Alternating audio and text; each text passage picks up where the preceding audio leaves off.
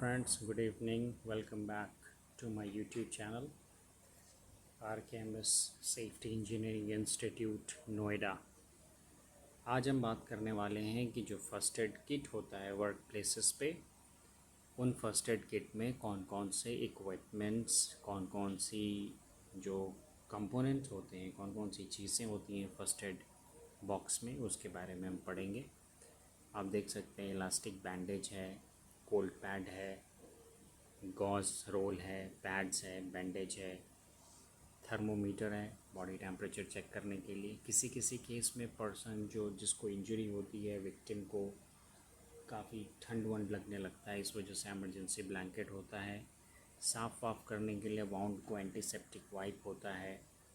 Bandage करने के लिए ट्रायंगुलर बैंडेज होता है, उसको फिक्स करने के लिए सेफ्टी पिन होता है, फर्स्ट एड मैनुअल होता है, एडहेसिव टेप होते हैं जिसमें ग्लू लगा होता है, चिपकने वाला टेप, सीज़र कटवट करने के लिए, ट्वीज़र किसी चीज़ को निकालने के लिए, और साथ ही साथ emergency contact information and medical information of family member की भी ज़रूरत होती है। लेकिन ये फर्स्ट एड बॉक्स में नहीं रहता, वैसे इसकी ज़रूरत पड़ सकती है। बाकी सारी चीज़ें फर्स्ट एड बॉक्स में मौजूद रहता है वर्क साइट पे। आपको भी अगर कभी कंपनी में कोई लिस्ट बनानी हो कि भाई फ़र्स्ट एड बॉक्स में कौन कौन सी चीज़ें होनी चाहिए या फ़र्स्ट एड देने के लिए कौन कौन से चीज़ों की रिक्वायरमेंट होती है, तो आप उस लिस्ट को रेफ़र कर सकते हैं। आइए सबसे पहले हम देखते हैं कि शॉक जो है, शॉक के केस में कौन सा फ़र्स्ट एड देंगे, शॉक क्या होता है।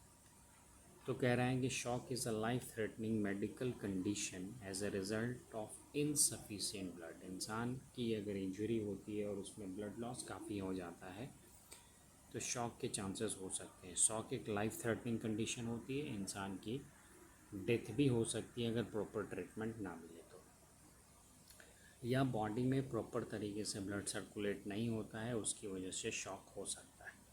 शॉक के कारण क्या हो सकते हैं, तो severe allergic condition, blood loss, heart failure, blood infection, dehydration, poisoning, या फिर किसी तरीके की कोई बर्न इंजरी हो जाती है तो उस सिचुएशन में शॉक हो सकता है।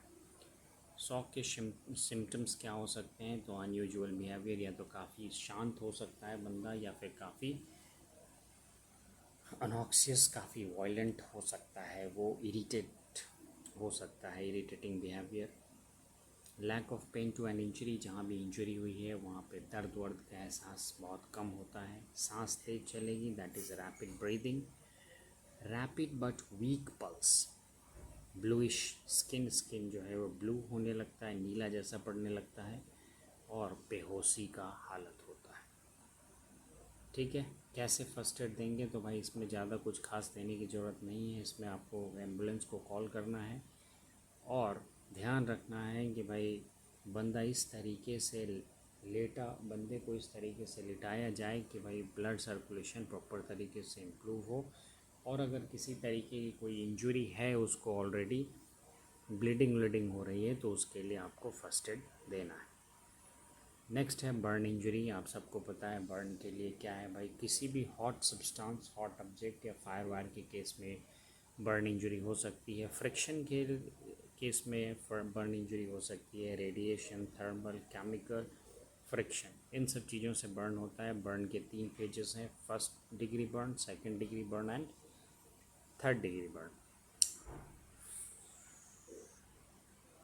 कह रहा है कि use safety rules, use safety equipment when working with chemical. ये तो बता रहा है कि भाई आप बर्न से बच कैसे सकते हो, ये तो सेफ्टी प्रिकॉशंस में आप पढ़ते हो, यहाँ भी देख लेना आप। लेकिन जनरली हम पढ़ेंगे कि ये अलग अलग डिग्रीज़ ऑफ बर्न होती क्या हैं और कैसे इसका जो है फर्स्ट एड ट्रीटमेंट होना चाहिए। फर्स्ट डिग्री बर्न में स्किन का जो अपर लेयर है वो सिर्फ जलता है, किसी तरीके के कोई फोड़े फफोले नहीं होते हैं, जैसे सन बर्न हो गया एग्जांपल के तौर पे। सेकंड डिग्री बर्न में क्या होता है कि स्किन रेड हो जाता है, ब्लिस्टर हो जाते हैं, फोड़े फफोले बन जाते हैं, थोड़ी सूजन हो जाती है और बहुत ही ज़्यादा दर्द होता है।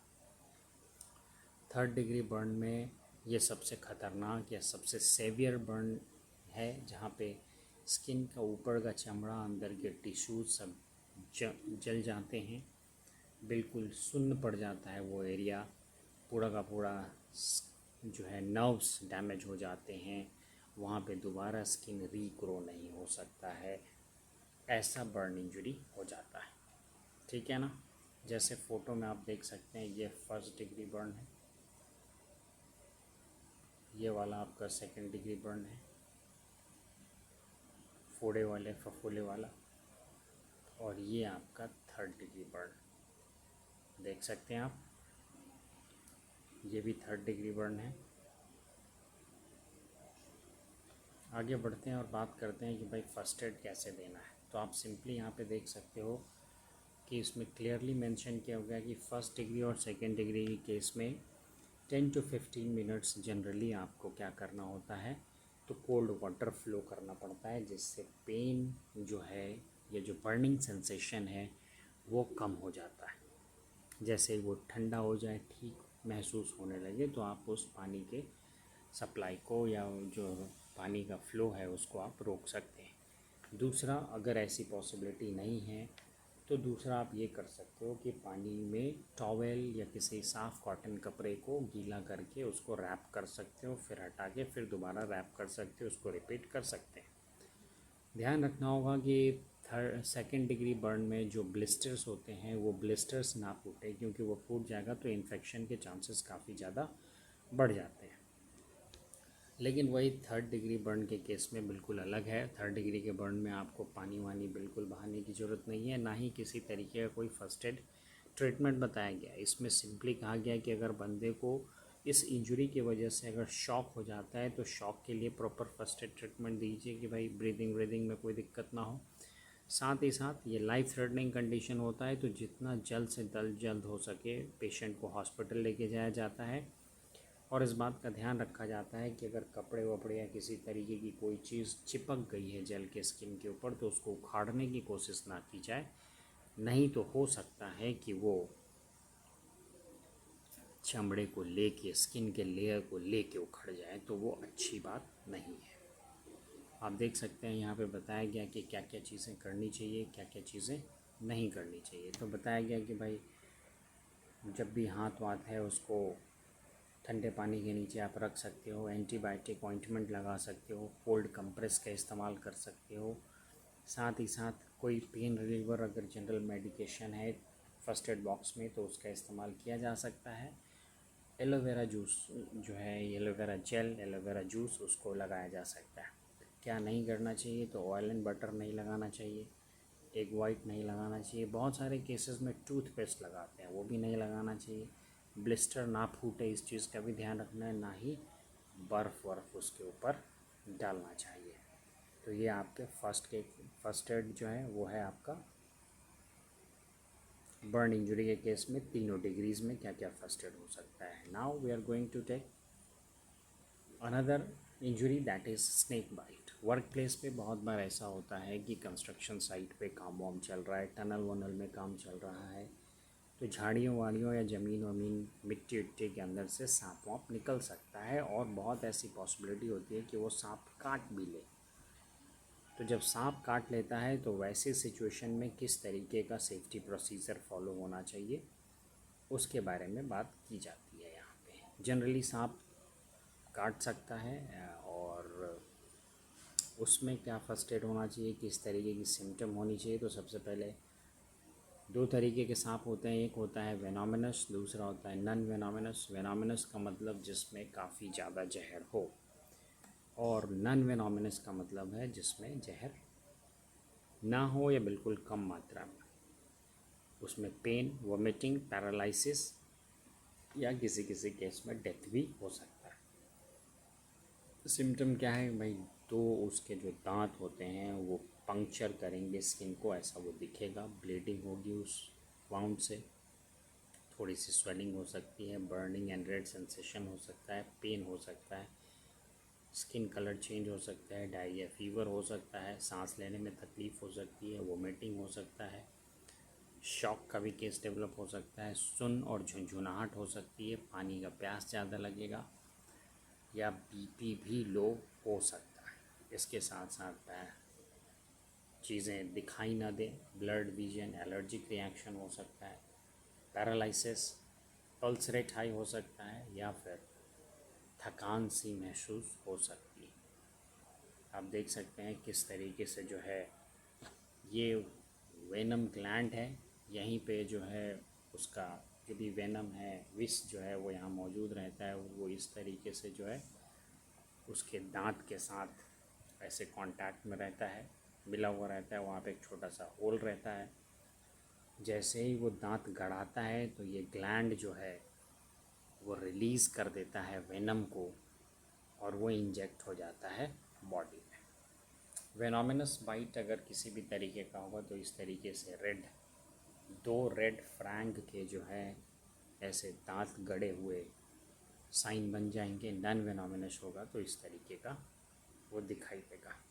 स्नेक बाइट के केस में हमें फ़र्स्ट एड पढ़ना है, तो फर्स्ट एड ट्रीटमेंट क्या कह रहा है दोस्त?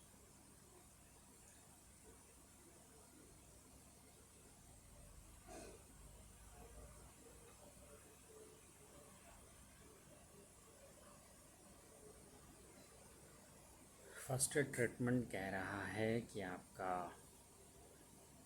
Lack of immediate and scientific first aid in the form of anti venom ज़रूरी है। ज़्यादा मूवमेंट अगर पर्सन किया तो ब्लड सर्कुलेशन ज़्यादा सर्कुलेट हो जाएगा ब्लड में अगर जहर, तो फिर दिक्कत हो सकती है। टाइट क्लॉथिंग या ज्वेलरी वेलरी जहाँ भी बाइट हुआ है वहाँ पे पहनने की वजह से अगेन प्रॉब्लम हो सकती है। आउटडेटेड फर्स्ट एड टेक्निक, जैसे काफ़ी तेज़ बांध दिया, कट करके ब्लीडिंग, जो कॉन्टामिनेटेड ब्लड है उसको बाहर निकालने की कोशिश करना, या उसको सक करके, फिल्मों में दिखाते हैं जैसे वो दांत मुंह लगा के और उसको सक करके बाहर फेंकते हैं, उस तरीके की चीज़ें जो हैं वो करना सेफ़ नहीं है। बच्चों की बॉडी साइज़ छोटी होती है तो इसीलिए रिस्क फैक्टर ज़्यादा होता है, चूँकि बॉडी में जल्दी जो है वो पूरा का पूरा फैल जाएगा जहर। कह रहा है be ready to describe the snake to emergency staff while waiting for medical help. कि भाई जब भी आप मेडिकल हेल्प के लिए वेट कर रहे हो या जा रहे हो तो ये पता होना चाहिए कि किस तरीके के सांप ने काटा है, कैसा दिखता था, ताकि उससे आइडिया हो सकता है थोड़ा सा डिटरमाइन करने में कि भाई वो वेनोमिनस था कि नहीं था।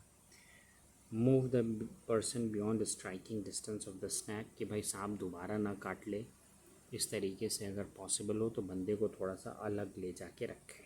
Have the patient lie down with wound below the heart, person जो भी विक्टिम है जिसको सांप ने काटा है उसको इस तरीके से रखें कि वो उसका जो कट वाला एरिया है वो हार्ट लेवल से नीचे हो। कीप द पर्सन काम एंड एट रेस्ट, कि उसको शांत और रेस्ट में रखना है। ज़्यादा मूव करेगा तो वही फिर से उसका जहर फैल सकता है। Cover wound with loose sterile bandage, infection ना बढ़े इसके लिए आप बैंडेज कर सकते हैं।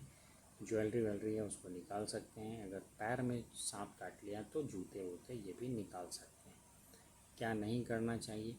कट नहीं लगाना है, अपने मुंह से उसको सक करके बाहर नहीं निकालना है, किसी भी तरीके का कोई बांधना नहीं है, आइस वाटर का इस्तेमाल नहीं करना है, ना ही बंदे को अल्कोहल या किसी तरीके का कोई कैफिनेटेड ड्रिंक या किसी तरीके का कोई मेडिकेशन प्रोवाइड करनी है। आप देख सकते हैं सबसे पहले कह रहा है कि इस तरीके से बैंडेज लगा सकते हैं, मूवमेंट टाइट बांध सकते हैं, मतलब काफ़ी ज़्यादा टाइट नहीं कि ब्लड सर्कुलेशन रुक जाए, बस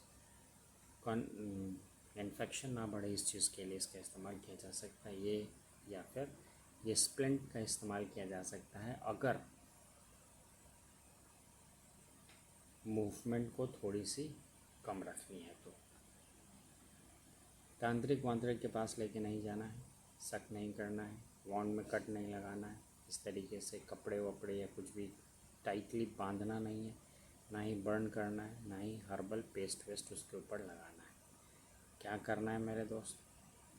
तो सबसे पहले तो कोशिश करनी है कि इमोबलाइज रखें। सबसे पहला फर्स्ट एड है कि इन्फेक्टेड एरिया को थोड़ा सा एंटीबैक्टीरियल या एंटीसेप्टिक किसी सोप या सॉल्यूशन से साफ़ कर दें, और जितना जल्द से जल्द हो सके पेशेंट को हॉस्पिटल लेके जाएं ताकि वहाँ पे उसकी फर्स्ट एड हो जाए। ठीक है दोस्तों, थैंक यू वेरी मच।